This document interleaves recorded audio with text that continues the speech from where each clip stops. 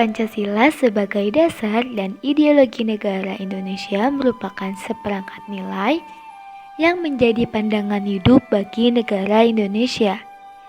Konsensus cerdas para pendiri negara tersebut berangkat dari sebuah paham kebangsaan yang terbentuk dari kesamaan nasib, sepenanggungan, dan sejarah serta adanya cita bersama untuk menjadi bangsa yang bersatu, berdaulat, adil dan makmur dalam sebuah negara kesatuan. Adanya prinsip bersatu dalam perbedaan membuat Pancasila menjadi semakin kuat dan layak sebagai sebuah ideologi bagi negara Indonesia yang khas dengan keanekaragamannya. Konsep persatuan yang ideal dengan mengkondisikan setiap warga negara hidup berdampingan dan gotong royong tanpa menghilangkan identitas suku bangsa, adat istiadat, ras ataupun agama. 1 Juni 2020 menjadi penanda bahwa Pancasila sudah berusia 75 tahun. Rentan waktu yang begitu panjang dan dinamika perkembangan masyarakat Indonesia yang signifikan menimbulkan beberapa pertanyaan baru di kalangan petinggi negara, akademisi, dan kita semua. Apakah Pancasila masih relevan dengan kondisi negara dewasa ini? Apakah Pancasila masih bisa menjadi bintang pemandu bagi rakyat Indonesia, khususnya generasi milenial? Kondisi negara Indonesia sudah sangat jauh berubah dari semenjak awal kemerdekaan. Perkembangan dan perubahan adalah hal yang tidak bisa dihindari sebagai prasyarat untuk mencapai kemajuan dan tujuan kemerdekaan. Kemajuan teknologi yang tidak dikendalikan dan dikontrol akan menghasilkan masalah baru yang dapat menghambat atau merusak suatu negara. Generasi milenial adalah generasi yang sangat familiar dengan teknologi, karena generasi ini lahir ke dunia di mana segala aspek fisik mempunyai ekuivalen digital.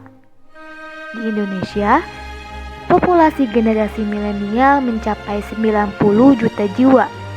Itu menandakan kelompok milenial mempunyai pengaruh yang sangat besar terhadap perkembangan dan kemajuan Indonesia.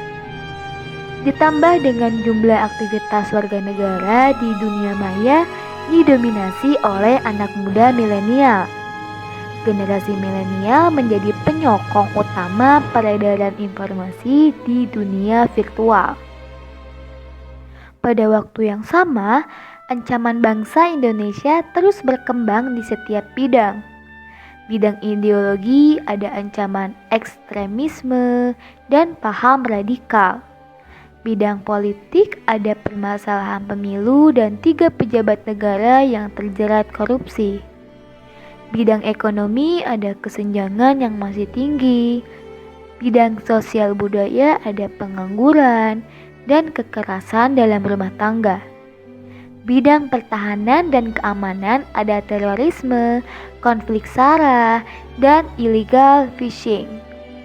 Revolusi industri 4.0 juga membawa disruption and bridging generation. Terdapat gap antar generasi dalam sebuah pola komunikasi sehingga terjadilah disrupsi atau perubahan mendasar terhadap suatu realitas. Apabila kita melihat secara komprehensif dan merasakan suasana kebatinan setiap masalah yang ada, maka sebenarnya yang terjadi adalah terdapatnya upaya untuk menggantikan atau melunturkan Pancasila sebagai jati diri bangsa dan pegangan dalam kehidupan bernegara.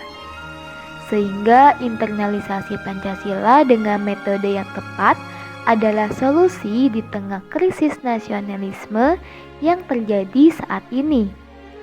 Pancasila sebagai nilai universal masih sangat relevan dengan generasi hari ini. Pancasila hanya perlu terinternalisasi dengan baik ke setiap generasi yang ada, khususnya generasi milenial, yang akan menjadi salah satu tokoh pergerakan kemajuan negara yang kita cintai ini.